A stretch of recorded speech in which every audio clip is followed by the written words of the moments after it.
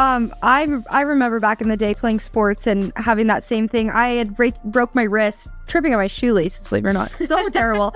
Not even shoes to stop my practice. It was terrible. But I remember having those issues and constantly like almost like catering to my hand because I was like, I feel like I can't use it. How do you like specifically, let's say for that example that you gave us about baseball, what's normally in these athletes' heads? What's like holding them back from reaching their full potential?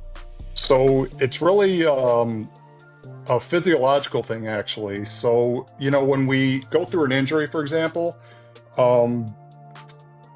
first just want to kind of talk about biochemicals and body. So when we go through like an emotion, our brains, the hypothalamus, it actually releases a cascade of chemicals or emotions.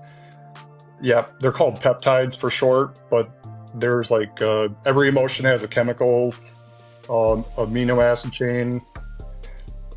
First off, there's a book called Molecules of Emotion by Candace Pert. It talks about all this, so just where I'm getting my references from. But basically, when you feel that shock of the injury, you're feeling all those emotions. You're feeling the shock, scared, angry, whatever it is. All those emotions being released are going through to your body, and those are latching onto cell receptor sites throughout cells of all your body, and it can go through like specific points. So like the wrist, it can feel like, I'm accumulating there, but what that does is when those negative emotions release all those peptides, they're latching onto your cell receptor sites, and your cells can't rejuvenate, like they can't take in nutrients, minerals, and all that.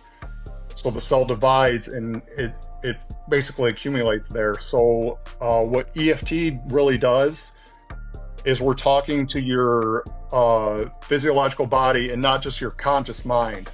Because when you're thinking like through that shock of that injury or whatnot, you're trying to figure out mentally with your conscious mind when it's really just an overaccumulation of chemicals being released in your body and it's not being processed out correctly.